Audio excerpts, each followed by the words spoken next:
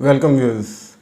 आज session start करने से पहले एक इम्पोर्टेंट मैं अनाउंसमेंट करना चाहता हूँ और वो ये है कि मैंने अब पोर्टफोलियो रिव्यू सर्विस स्टार्ट की हुई है जो बिल्कुल फ्री ऑफ कॉस्ट है। और पास में क्योंकि कुछ टाइम कंस्ट्रेंट्स की वजह से और मेरा कोई टीम नहीं है, वन मैन शो है, इस वजह से मैं बहुत से लोगों को रिप्लाईज़ वगैरह और उनकी पोर्टफोलियो सर्विसेज उनको ठीक तरीके से प्रोवाइड नहीं कर सका। बहुत से लोग नाराज़ भी हैं। तो अब से पोर्टफोलियो सर्विस मैं स्टार्ट कर रहा हूँ। आप लोग मुझे ये व्हाट्सएप नंबर है, मेरा बिज़नेस अकाउंट है, इस पे आप सेंड कर सकते हैं। तो as per my convenience, time constraints की वजह से भी, तो मैं इंशाल्लाह कोशिश करूँगा कि आपकी हर क्यूरी का जवाब दूँ। लेकिन एक चीज़ थोड़ा ख्याल रखिएगा, जो ट्रेडर्स हजरात हैं, जो शॉर्ट टर्म शॉर्टकट मेंटालिटी वाले हजरात हैं, वो ज़रा अवॉइड करें। क्योंकि मैं तो पहले भी उनको रिस्पॉन्ड नहीं करता, क्योंकि मैं ख़ुद भी इन्वेस्टर हूँ और मेरा बिज़नेस माइंड है और मैं शॉर्टकट्स पे बिलीव नहीं करता। और जो पेंस टेकिंग लॉन्ग प्रोसेस होता है, हमेशा उसके बड़े इतने ज़्यादा डिविडेंड्स होते हैं जो आपकी नस्लों तक चलते हैं। तो मैं उन चीज़ों पे बिलीव करता हूँ। तो ये कुछ बात थी, अनाउंसमेंट थी जो मैंने करनी थी। आप इस नंबर पे मुझे अपने एज़ पर योर कन्वीनियंस, ये फ्री ऑफ कॉस्ट ही रहेगी ये सर्विस, आप मुझे अपने पोर्टफोलियो सेंड कर सकते हैं और मैं उनको रिव्यू करके फिर आपको कुछ गाइड करूँगा। और दूसरी जो इम्पोर्टेंट बात इसी हवाले से वो ये है कि देखिए, स्टॉक मार्केट पे more than 550 companies Pakistan stock market पे लिस्टेड हैं इस टाइम। और मेरे पास इतना टाइम नहीं है कि मैं हर कंपनी को रिव्यू करूँ, उसके फाइनेंशियल्स देखूँ। तो मेरे पास एक लिस्ट ऑफ माई चूजिंग है जिसमें फंडामेंटली स्ट्रॉन्ग शेयर्स हैं, कुछ ग्रोथ स्टॉक्स हैं, कुछ रिस्की स्टॉक्स हैं, कुछ पेनी स्टॉक्स हैं। तो मैं उस हवाले से आपको अच्छे और बेहतरीन अंदाज में गाइड करने की कोशिश करूँगा। और दूसरी मार्केट की बात है, बड़ा डेस्पोटेंसी वाला और बड़ा टफ़ वीक गुज़रा, हम सब गुज़रे इससे, और इसीलिए इस पर थोड़ी सी बात करते हैं कि क्या रीज़न्स थी, आगे क्या नज़र आ रहा है, और फैक्ट्स एंड फिगर्स कुछ डिस्कस करेंगे। इसमें करंट अकाउंट जो डेफिसिट है अभी कहाँ पे स्टैंड कर रहा है उसकी बात करेंगे। रुपी डेप्रिसिएशन कैसे it is wreaking havoc on all the Pakistani people, और गवर्नमेंट इसको कैसे विंडो ड्रेसिंग करने की कोशिश कर रही है। और इसके अलावा बाकी भी एवरेज ट्रेडिंग वॉल्यूम्स, किसने क्या बेचा और कौन से जो बिग बॉयज़ हैं कंपनीज़ वो बायर्स रहे, क्यों रहे, और फॉरेनर्स ने क्या किया, ये सारी आज की हमारी डिस्कशन होगी फैक्ट्स एंड फिगर्स के साथ। तो सबसे पहले तो ये है कि जो एक पॉजिटिव और बड़ा बेहतरीन किस्म का मोमेंटम हमें नज़र आया था पिछले 1-2 वीक में, वो टूट गया। और वो किस वजह से टूटा है, उसमें सबसे पहले तो रुपी डेप्रिसिएशन ने अपना रोल प्ले किया। और वो कैसे किया कि हम तो सुन रहे थे कि IMF के कहने पे 152 से 172 तक ये निगोसिएशन से पहले ही इन्होंने ड्रॉप कर दिया रुपी को, और ताकि सक्सेसफुल रहें। लेकिन वो अभी क्लाउडी है, वो भी IMF प्रोग्राम, उस पर भी बात करते हैं किस वजह से। और इसके अलावा दूसरी जो बात है वो करंट अकाउंट डेफिसिट थोड़ा कम हो गया GDP की रेशो, अगर उसके साथ देखें, वॉल्यूम ना देखें अगर। तो स्टार्ट करते हैं, जो KSE 100 इंडेक्स है वो नेगेटिव ट्रेजेक्ट्री में चला गया जैसे हमने पहले बात की, और 45,749 पॉइंट्स पे बंद हुआ है। और ये जो आउटगोइंग वीक था अभी जो गुजरा है, इसमें क्यूमुलेटिवली, यानी क्यूमुलेटिवली का मतलब है ओवरऑल अगर देखें पूरे एक वीक की परफॉर्मेंस को कंबाइन करके, तो उसमें 1547 पॉइंट से नीचे आया। There was a bloodshed. और ये वीक ऑन वीक बेस पे परसेंटेज में देखें तो 3.27 बनता है। और मार्केट में जो इन्वेस्टर्स हैं उन्होंने बड़ी सेलिंग की, और उसमें फॉरेनर्स ने बड़ी सेलिंग की। और एक रीज़न ये थी कि IMF का प्रोग्राम जो है उस पर अभी भी the clouds of uncertainty are looming, और जो टॉक्स हैं वो अभी भी इनकन्क्लूसिव हैं। और इसके अलावा क्लियरेंस नहीं मिल रही। क्लियरेंस किस वजह से नहीं मिल रही? IMF के ना डिफरेंट डिपार्टमेंट्स होते हैं, जैसे हर ऑर्गेनाइजेशन के होते हैं। IMF तो बहुत बड़ी ऑर्गेनाइजेशन है, उसमें जो 2 डिपार्टमेंट्स हैं उसमें स्ट्रेटजी है, पॉलिसी एंड रिव्यू डिपार्टमेंट है।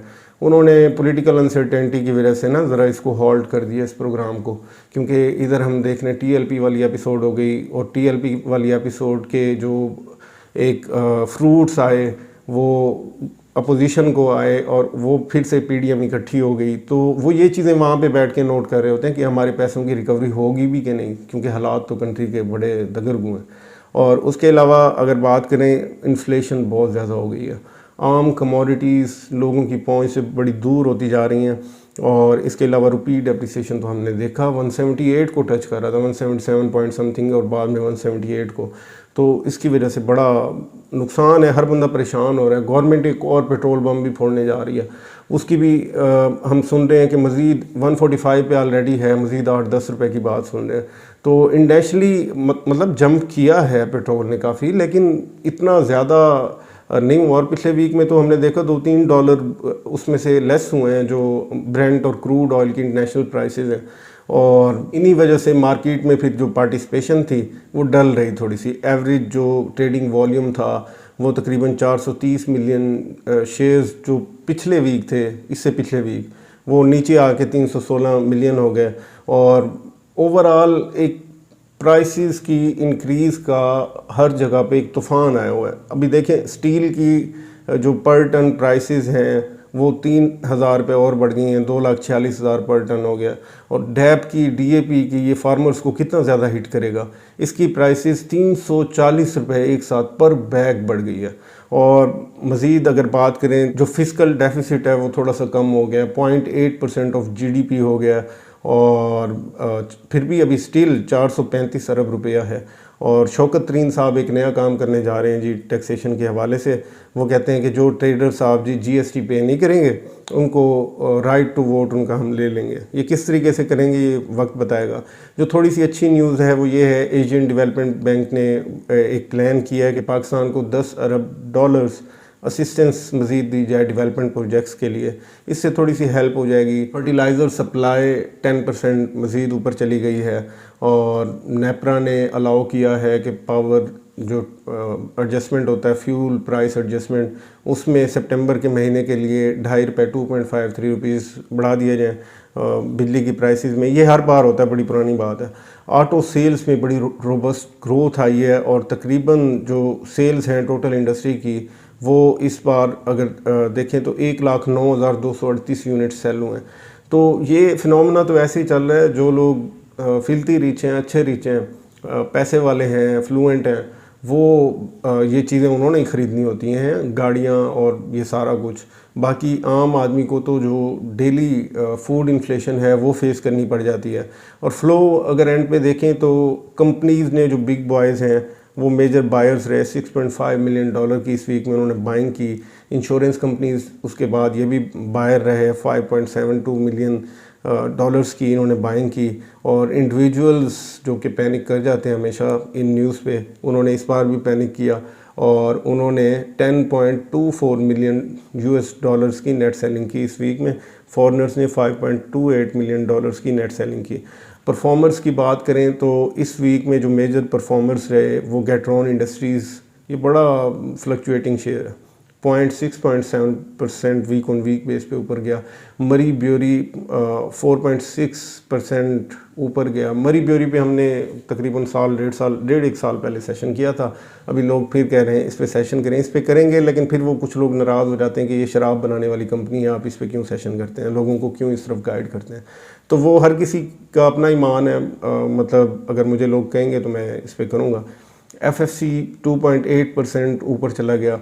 ईफर्ड 1.6% ऊपर चला गया। ये पैटर्न तो आपको पता ही होगा, अगर नहीं पता तो मैं बता देता हूँ कि जिस वक्त मार्केट बड़े नीचे जा रही होती है, नेगेटिव ट्रेजेक्टरी में होती है, तो ये dividend paying stocks, fundamentally strong stock, उस वक्त इनको याद आता है आम इंडिविजुअल्स को कि नहीं यार ये बाय करते हैं, लॉस करके बाकी शेयर बेच के, बजाय कुछ सब्र करने के या कोई अच्छी स्ट्रेटजी अपनाने के, वो फिर इन शेयर्स में घुस जाते हैं। लोटे केमिकल्स बड़ा अच्छा शेयर, 1.4% ऊपर गया। और जो सबसे नीचे गए वो SFL गया, 23% डाउन हुआ। और अटक रिफाइनरी 14% डाउन एक वीक में। Honda car 11% down, Hascol 10% down, KTML 10% down. तो ये सारी न्यूज़ थी जो आप लोगों के साथ शेयर करनी थी। अभी जो पॉलिटिकल अनसर्टेनिटी है मुल्क में, उसके जो क्लाउड्स हैं वो IMF को भी बैफल किए हुए हैं इस टाइम पे, उनको भी नहीं समझ आ रही क्या करें। लेकिन एट दी एंड होना ये है, कुछ वो थोड़ा सा रिस्ट्रिक्शन ज़्यादा लगा देंगे, कुछ टर्म्स एंड कंडीशंस निगोशिएट हो जाएंगी, और एंड पे एक अच्छा एवलांच ऑफ मनी हमें मिल जाएगा पाकिस्तान को। लेकिन स्ट्रक्चरल एडजस्टमेंट की अगर साइड पे देखें, जो मेन पर्पज़ होता है इन लोन्स लेने का, उस साइड पे अभी कुछ नहीं हो रहा। आल्दो एक बड़ी अच्छी बात है, टैक्स रेवेन्यूज़ बहुत बढ़ रहे हैं, लेकिन ट्रेड डेफिसिट भी बहुत बढ़ रहा है इंपोर्ट ज़्यादा होने की वजह से। तो ये चीज़ें हैं जो गवर्नमेंट फेस कर रही है। और गवर्नमेंट ने प्राइम मिनिस्टर इमरान खान साहब ने जो अनाउंस किया है कि हम एक बड़ा अच्छा पैकेज गरीबों के लिए दे रहे हैं, तो उसको अगर ब्रेक डाउन करके देखें तो वो तो पर बंदा चंद रुपए बन रहा है महीने का। तो ये सारी चीज़ें हैं। घी के रेट्स आप देखें यार, 180 रुपीज़ पे समथिंग था जब प्रीवियस गवर्नमेंट गई, अभी 350 के आसपास मिल रहा है। तो आम लोग इससे कंसर्न होते हैं इन चीज़ों से, और वही आम लोग जब इन्वेस्टर बन के मार्केट में आते हैं तो इन चीज़ों से घबरा के फिर सेलिंग करते हैं। तो ये आज का सेशन था। अगर आप लोगों की कोई क्यूरीज हैं तो आप यहाँ पे भी पूछ सकते हैं, मेरे व्हाट्सएप अकाउंट पे भी पूछ सकते हैं, लेकिन टिप्स मैं नहीं दूंगा, मैं पहले भी नहीं देता। पहले ही बता रहा हूँ क्लियरली कि फ़लाँ शेयर का क्या व्यू है, बता दें कल ऊपर जाएगा नीचे जाएगा, वो किसी को पता नहीं होता। वारन बुफे को भी नहीं पता होता, ओपनली कह चुका है, यूट्यूब पे उसकी वीडियोज़ हैं। आप उससे बड़े इन्वेस्टर तो नहीं हैं, या जिनके आप पीछे चल रहे हैं, जो आपको मिसगाइड कर रहे हैं, सो कॉल्ड गुरुज, वो उनसे बड़े इन्वेस्टर तो नहीं हैं। और भी कई तरह के हैं, राकेश झुनझुनवाला साहब के आप वीडियोस देखें, तो वो भी आप लॉन्ग टर्म इन्वेस्टमेंट करें, इन चक्रों में ना पड़ा करें। और मज़ीद कुछ अगर आपकी क्यूरीज़ हैं कमेंट्स में भी पूछ सकते हैं, और व्हाट्सएप पे भी आप मैसेज कर सकते हैं। Thank you very much.